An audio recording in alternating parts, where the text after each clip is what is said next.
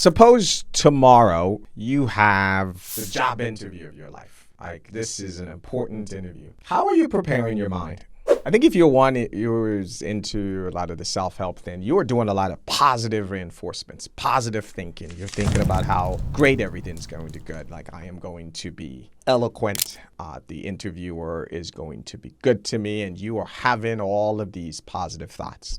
But ancient wisdom tells us that that's not the way to go at all. In fact, the question you should be asking yourself is, this interview is going to suck. There are going to be bad things that are going to happen to the interview. And you should let that enter your mind. I know conventional wisdom says don't think about that at all, but you should. This is not to say the positive thinking is not good. It is just incomplete. It is focusing on only half of the game. So there's a concept popularized by the psychologist Gary Klein called pre-mortem. And what pre-mortem is it's effectively the opposite of a post-mortem. A post-mortem is at the end of an event, at the end of a project, at the end of something, you sit around and say what went well, what didn't go well, so that you can learn from it for the future.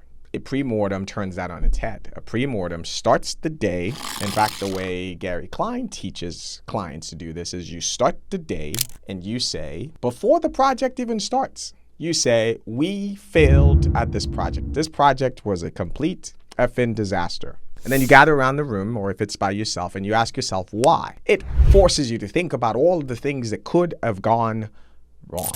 Pre-mortem. But this isn't some new concept. These Stoic sages from over 2,000 years ago actually started this practice. Specifically, the great Epictetus was the guy who came up with this. And they called it malarium premeditato, right? Which loosely translates into thinking about future bad outcomes. I want to read you a passage from Meditations, the book by Marcus Aurelius, where he is quoting Epictetus. I quote, "When a man kisses his child, said Epictetus, he should whisper to himself, tomorrow, perchance, thou wilt die."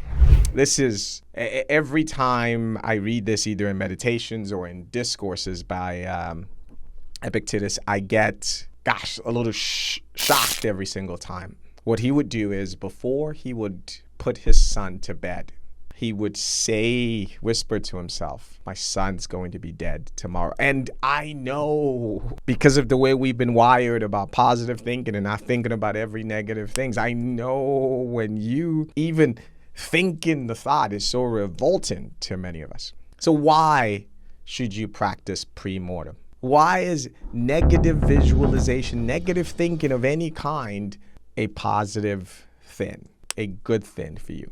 Well, there are 3 reasons why practicing pre-mortem will just help you get better outcomes. The first one is preparation. When I'm planning on having a meeting, I can spend all night thinking about positive things. Oh, they're going to love my presentation. They're going to love my meeting. They're going to love everything about everything's going to be great and not worry about anything negative. I don't live in a fantasy world. I don't have control about these people. I don't have control over the weather. I don't have control that the person who is going to be interviewing me happens to be having a bad day. I have zero control about that. And if I show up with just my positive thinking, and then I get there and I'm throwing a curveball because the person interviewing me is cranky, had a bad day, now what? What is my positive thinking going to do? The Stoics said instead, let's prepare your mind. Let's get your mind ready for all eventualities. The reason we think and we list all of those negative possibilities is not to clog our brains. It's not to make us all depressed. No, instead, it's to prepare us. It's so that when I am preparing for this, I begin to say to myself, if the projector doesn't work, what will happen? I now have a plan. If the person is cranky, I now have a plan. If it rains, I now have a plan. If I wake up with a cold that morning, I now have a plan. Compare that to the guy or the gal who is just focusing on the positive things. I will be more prepared. I am even prepared for the things I have no control over. The number one reason you do it is to increase your chance of success by being prepared for multiple possibilities that you do not have control over. The second reason why you should practice a pre-mortem is the peace of mind it gives you. I know it sounds counterintuitive. The negative visualization will result in a peace of mind, but it just does. It does, because when I walk into the room and I've done my pre-mortem, man, I've thought about the things that are not even likely to happen. I am prepared for it. I have my plan B and I have my plan C's. And that peace of mind, it shows up as confidence because I have already visualized this scenario. Even the parts that would have scared me, I am ready for. Pre-mortem gives you peace of mind. The third reason why you should practice pre-mortem is gratitude. Let's go back to Epictetus. I'm going to read from Discourses 324. Furthermore, at the moment when you are taking delight in something, call to mind the opposite impressions. What harm is there if you whisper to yourself at the very moment you are kissing your child and say, tomorrow you will die. So likewise to your friend, tomorrow you will go abroad, or I shall, and we shall never see each other again. End of quote. Why is he saying and uttering these awful things? It allows us to be gratitude in the moment, because when I hug my son goodbye, when he leaves and goes out with his friends, and the thought comes to my mind that I don't have any control what may happen there, it forces me to be thankful for this moment, to not always be thinking I am guaranteed tomorrow. I am grateful because of the possibility that what I have now may be gone.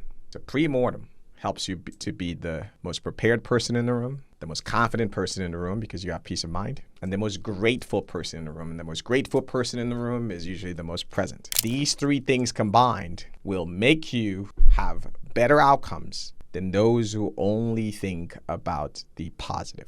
So if you are new to this practice, pre-mortem, where should you start? Maybe don't start by thinking about your loved one passing away. That might be too much for you.